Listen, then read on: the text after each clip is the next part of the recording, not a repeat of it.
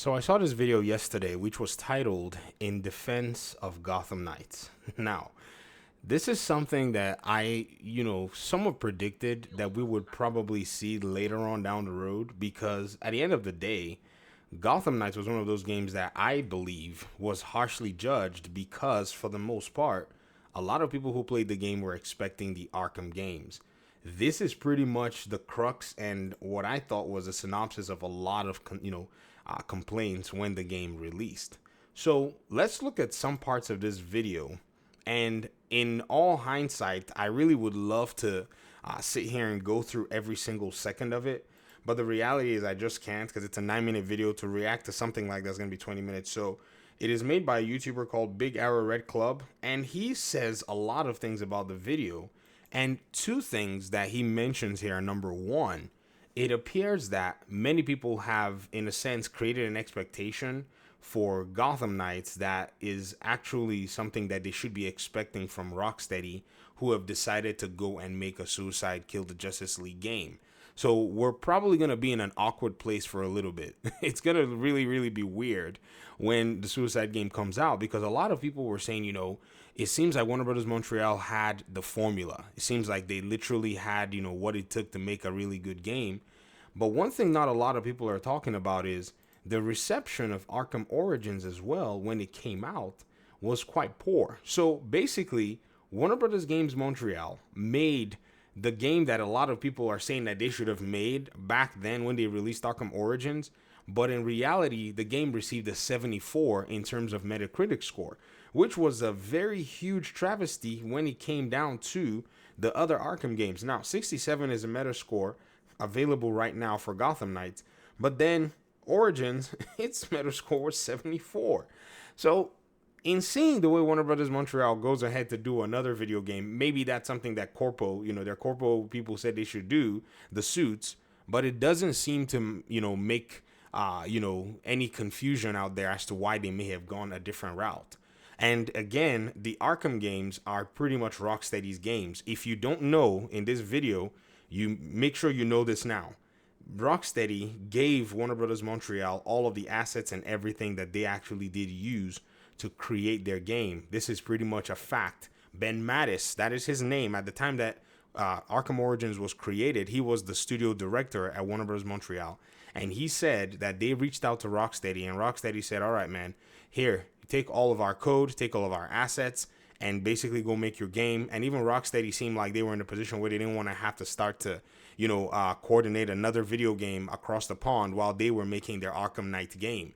So Arkham Origins is actually a Rocksteady game because everything was just given to Montreal. There's no originality other than the story, but that story still had to be crafted within the already established world. Gotham Knights, on the other hand, left that whole paradigm and moved to a whole different place. And I think it really did do something, in my opinion anyways, where it rubbed off wrong on the community. They just, a lot of people just thought, oh, why did they not go ahead and make another Arkham game? Because a lot of people like to, just prefer the same thing. There's no need to change something if it's not broken, right? But here's the thing. This is the first iteration for, Warner Brothers Montreal. And a lot of people said some really weird things. Oh, they don't know how to make games and all that. Many of you don't realize that they worked on the Arkham games, Arkham Knight as well. They're not just Arkham Origins. They helped Warner Brothers, Rocksteady Studio to work on Arkham Knight. Right now, most people in Warner Bros. Montreal are working on the, Wonder Woman game. So I think a lot of the dichotomy, in my opinion, is not really being fleshed out properly. I think a lot of people have just taken, fun in beating on this studio like they don't really know what it is that they're doing, when in reality, the game actually is a solid iteration when you actually categorize it properly as an RPG superhero game. So I was watching the video and I was saying to myself, this is crazy that now, everybody wants to, or not everybody, but a lot of people are coming to terms with the reality that this game was not a bad game. This was just a game that you had a lot of voices amplify their own thoughts and expectations. Because if you actually read the reviews, and I know many people look at the Metascore and many people look at, say, what the user reviews or user scores are saying, one thing you're going to see that is a trend, that is a theme, continuously and constantly, is that fact that a lot of people will keep saying, oh, the game doesn't do this as good as Arkham. The game doesn't do that as good as Arkham. The game does this and doesn't do that. or, oh, the combat is so slow, it should be like Spider-Man or whatnot. The reality of the matter is, the game doesn't have to do anything like Arkham because it is a different genre from Arkham. It is a different genre from the Spider-Man games. I've also seen that comparison where people will be like, "Oh man, I wish this game actually did things like the Spider-Man game in this way and in that way." I would say the only thing that I would have really loved for Gotham Knights to do that I think it fell short on in some aspects will be the traversal overall. Now, I can see where the developers were trying to give all the different knights different traversal systems. But if you notice in Spider-Man 2, the developers didn't even bother to really modify the traversal of Peter and Miles. They just gave them the same traversal. I don't think that would have been too far out the question. They should have created the best single traversal system that they could have and given it to all the knights and made it really fine-tuned.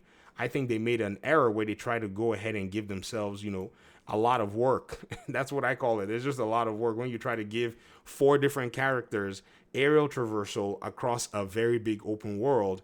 They should have just made it ubiquitous in a sense. That would have really, really changed, a lot of people's minds as to how, the different characters, move around the world.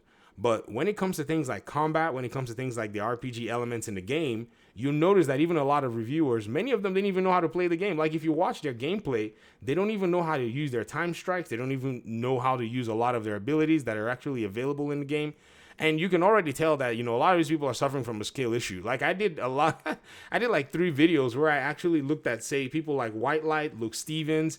These guys were the most vocal critics. And then when I listened to exactly the things that they said, like, oh, the gear system is so bad. And, you don't really have any. Luke Stevens said this, ladies and gentlemen. Let me go ahead and put a synopsis for you. I have a video covering it. If you want, I can go ahead and show you. He said the gear system is not even unique enough because there is no consequence as to what kind of gear you put on and how it affects other enemy types. That's what this man literally said that. He's like, oh, look at this menu. It looks like Fortnite. It looks like it's low quality. And all of this gear is just put on the highest number in terms of gear. Ladies and gentlemen, anybody who's played Gotham Knights and actually seriously read your gear stats and is able to craft a build knows that this is a big fat lie. Like, every single faction in the database, if you look on the top right corner of this clip, you will see that there's something called a database. The database is your education on how the enemies actually work, what makes them tick, what they're weak to. And if you actually use it very well, you'll be able to deal with all of the enemy NPCs with so much ease that it's actually funny. And to be very fair, you don't even have to wear the highest gear. You just have to use the most effective gear. And you're talking to somebody who's played Tom Clancy's The Division for hours. So if you're not really a Division player, where you actually pick up guns and you look at stats on your guns, that's literally what we do in The Division. We sit there and we theory craft and we shoot big enemies that literally have millions of health in their health pool. Now, for somebody who plays a normal shooter, I can see how they will have a jarring reaction. In reality, this is exactly what a lot of people had with The Division 1. Angry Joe, Big Fry TV, a lot of folk out there who were not necessarily into games like this, they had this frame of mind because in their own minds, they were thinking that a shooter needed to follow A, B, C already established out there. When in reality, if you're playing an RPG version of a similar game, you got to do things differently.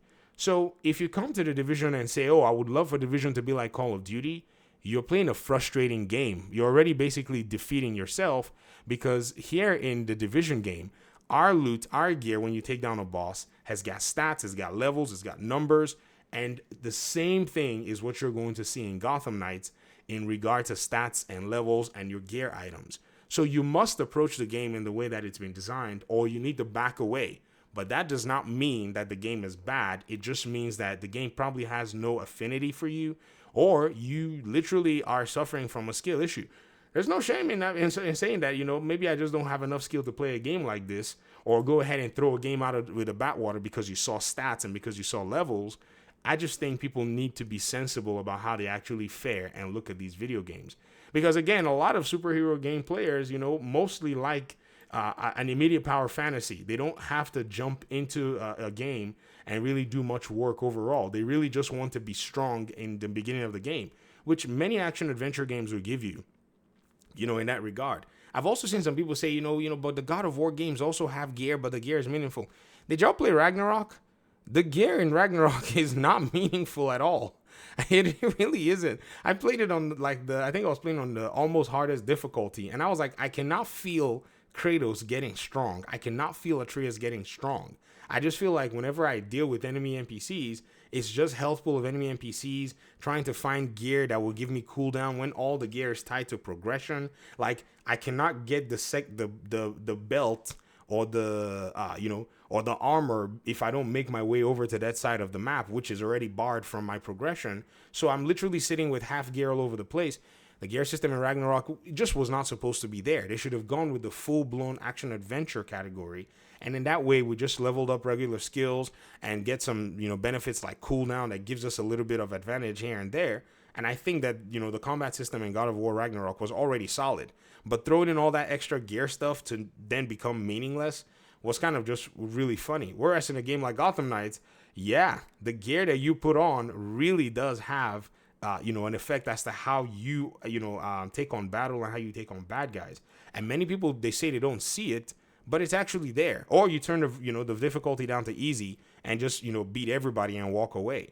But it's not just what people perceive. I think they're just misunderstood in what they think is reality, if you get what I mean. But at the end of the day, it's a very interesting conversation worth having. I think at this point in, our conversations, we really need to, go back and look and say, where did a lot of people go wrong with their categorization of Gotham Knights? How did they miss a lot of what the game had to offer? Because, in my opinion, I think for the most part, many of them really did not engage in the game. They kind of wanted the game to be a specific type of game in their opinion. They just wanted, the same old that they had already gotten. And then when somebody took the risk to, go to a different direction, that then became a problem. In reality, that's not a fair categorization, if you get what I mean. But anyways, I wanted to go ahead and make this video and just talk about, some of these things. I probably will do some more of these Gotham Knights videos because, again, it just seemed like a lot of people are kind of confused as to, how a game like this should actually play, because many of them aren't really used to these genres of video games, especially when you bring it into the superhero side. A lot of folk are just they're just at a loss. And to be honest, I don't really blame anybody for being at a loss. I'm just saying, it's a niche in regard to bringing these games into mainstream, like I just showed you with a shooter, and now I'm talking about it in a superhero game. But anyways, let me hear your thoughts in the comment section. Thanks so much for watching the video. I really appreciate you guys' time and audience, and hopefully we'll talk pretty soon in another one. Peace out.